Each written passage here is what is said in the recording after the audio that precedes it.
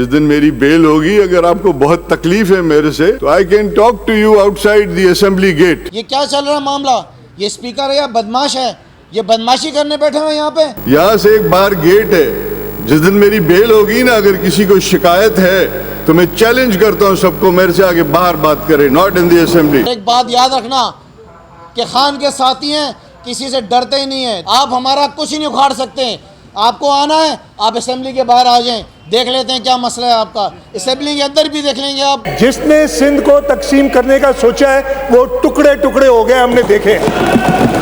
अब और कितने टुकड़े चाहते हो अपने, ये बताओ। जिस शख्स ने पाकिस्तान को तोड़ा, पाकिस्तान को तकसीम किया, उस शख्स को पाकिस्तान की आला अदालतों ने तख्तादार पर पहुंचा दिया।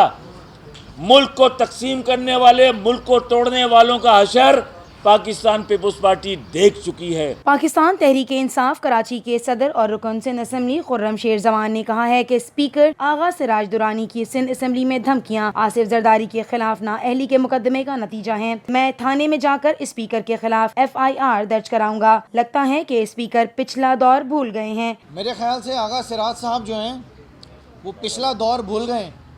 जब ये स्पीकर होते थे और हम 3 होते थे, उस वक्त हम 3 होते थे, आज हम 30 हैं। तो आगा सिराज साहब जब हम 3 होते थे ना, तो मैं उस वक्त भी नहीं डरा था आपसे, उस वक्त भी अकेला खड़ा हुआ था आपके सामने। आज आपने जो अल्फाज इस्तेमाल किए हैं और आपने मुझे डायरेक्टली कहा है कि मैं असेंबली के बाहर देख लूँगा तुम्हें, आप क्या कहना चाह रहे हैं मुझे? आप मुझे डराना चाह रहे हैं? आपने क्या मुझे जान से मारने की धमकी दी है? अगर खुदा ना खास्ता मुझे कुछ हुआ तो उसके ज़िम्मेदार सिंध असेंबली के स्पीकर आगा सिराज दुरानी होंगे। उन्होंने मुझे सिंध असेंबली में अपनी स्पीकर अपनी सीट पे बैठे हुए धमकी दी है कि मैं तुम्हें ऐवान के बाहर देखूंगा। मुझे स्पीकर ने बराह रास्त धमकी दी है। उन्हें किस बात का गुस्सा है? बदउनवानी का हिसाब तो जरूर होगा। हमसे किस बात का गुस्सा भाई? आपने अगर करप्शन की है, नैब ने अगर आपको मतलूब किया है, अगर आप जेल में गए हैं, अगर मुल्क का पैसा आपने लूटा है, अगर आपको नैब कह रही है आप जाएंगे उधर हिसाब दें। हमें किस लिए बार बार धमकी देते हैं स्पीकर साहब कि बाहर आओ मैं तुम्हें देखूंगा? क्या देखोगे आप बाहर में? हमारा दामन बिल्कुल साफ़ है अल्हम्दुलिल्लाह। जब से इस दुनिया के अंदर आए और आज की तारीख तक एक आना भी हराम नहीं खाया है। ऊपर से के लेके नीचे तक जितना भी छान लोगे सिर्फ और सिर्फ हलाल मिलेगा, हराम नहीं खाते हम स्पीकर साहब। हम वजीर आजम इमरान खान के सिपाही हैं, किसी से नहीं डरते। पुलिस की गोलियों से आम शहरी मर रहे हैं, उस पर मैं ऐवान में सवाल उठाना चाहता था। मैं पूछना चाहता था कि 2 साल के बच्चे एहसन को गोली कैसे लगी। मैं बात करना चाहता था मेरे शहर कराची के अंदर रोज़ाना की बुनियाद के ऊपर पुलिस वालों की गोलियों से आम शहरी मर रहे हैं, हमारे बच्चे कराची के मर रहे हैं। ये बात मैं करना चाहता था। मैं पूछना चाहता था कि क्या वजह है कि कल PS 100 के अंदर जो है करीम बख्श कबूल का जो हल्का है वहाँ पे 2 साल का एहसन बच्चा, उसको गोली कैसे लगी। मैं पूछना चाहता था कि पिछले दिनों क्लास 3 का बच्चा जो है उसको गोली कैसे लगी, पुलिस की गोली। मैं पूछना चाहता था जनवरी के महीने में रिक्शा में एक फैमिली ट्रैवल कर रही थी, उसे पुलिस की गोली कैसे लगी। मैं पूछना चाहता था कि चीफ मिनिस्टर साहब जब अमल बची का इंतकाल हुआ था, जब उसे पुलिस की गोली लगी, असेंबली में आके 1 घंटा इतनी लंबी स्पीच की थी उन्होंने और बड़ी तकरीरें करके चीफ मिनिस्टर बोल रहे थे कि हम पुलिस के अंदर ये बेहतरी लेकर आएंगे, हम ऐसे ट्रेनिंग देंगे, हम वैसा करेंगे। फिर रोज़ाना की बुनियाद पे केसेस क्यों हो रहे हैं? ये बात मैं करना चाहता था।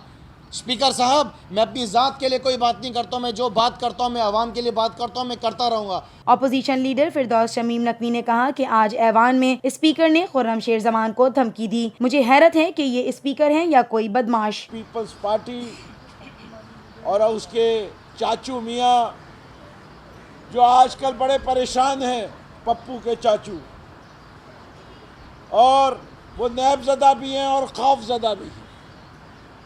और वो रवैया जो इख्तियार किया, कल तो जाने दिया था, उन्होंने बाकायदा पूरे ऐवान में कहा कि मैं देख लूँगा, एक दफ़ा मैं कैद से निकलूँगा तो जो असेंबली के गेट के बाहर मिलेगा मैं उससे बदला लूँ।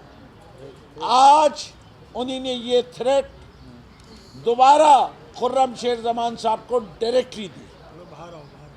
ये स्पीकर हैं या ये इन बदमाश है? तहरीक इंसाफ की हुकूमत में एहतिसाब के इदारे आज़ाद हैं। PP वालों को चाहिए कि लूट मार की है तो एहतिसाब के लिए भी तैयार हो जाएं। जनाब स्पीकर, आप एक मोजिज़ सीट के ऊपर बैठे हो, मोजिस सीट पर बैठने वाला मोजिस नहीं हो जाता।